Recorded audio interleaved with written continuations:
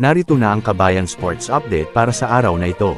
At para sa iba pang NBA, PBA at Gilas Pilipinas update, please don't forget to subscribe to our channel. Maraming salamat kabayan. Ipinagtanggol ni Gilas Pilipinas head coach na si Tim Cone ang kanyang player na si Japeth Aguilar matapos nitong makatanggap ng mga pagbatikos mula sa mga fans dahil sa naging performance nito sa katatapos lamang na FIBA Olympic qualifying tournament. Ang 37-year-old na si Aguilar ay nag-average lamang ng 2.7 points and 3.3 rebounds.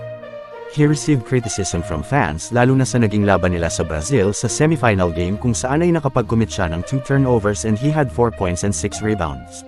Pero sinabi ni Tim Cone na hindi tama na batuhin ng mga kritisismo si Aguilar at ipinaliwanag na sa simula pa lamang ay talagang alangan na ito na muling mapasama sa Gilas Pilipinas dahil ayon daw dito ay mas deserving na makakuha ng spot sa Gilas roster ang mga mas batang players kaysa sa kanya.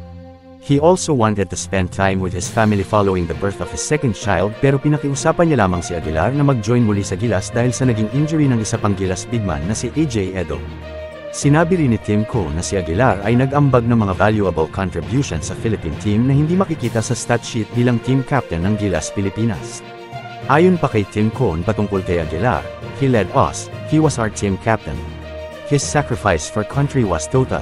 Samantala, matapos na mag-announce ni Renzo Bando na hindi na siya magre-renew pa ng kontrata sa Korean-based club team, ay umugang ang mga speculations na finally nga ay papasok na ito sa paparating na PBA draft kung saan ang mga dating teammates nito sa UST na sina CJ Cancino at Mark Nonoy ay nag-join na. Pero hanggang sa ngayon ay hindi kasama sa official list of prospects sa Season 49 PBA draft ang pangalan ni Abando.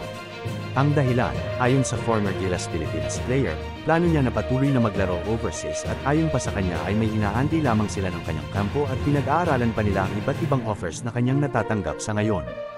At sa ibang PBA update naman, inaasahan na ng marami na si Junmar Fajardo at Stephen Holt ang mga tatanggap ng Top Individual Award sa PBA Season 48. Ang 6'10" na si Fajardo ang muling nanguna sa race for the Most Valuable Player Award with 42.1 statistical points. Kapag nagkataon nga ay ikawalong MVP award na ito ni Junmar Fajardo at mukha talagang mahihirapan na ng sobra ang kahit na sinong PBA players na malampasan pa o kahit na mapantayan man lamang ang record na ito ni Junmar Fajardo. Habang si Stephen Holt naman na number 1 overall pick sa nakaraang PBA draft ang nangunguna sa ngayon for the Rookie of the Year race with 34.1 statistical points.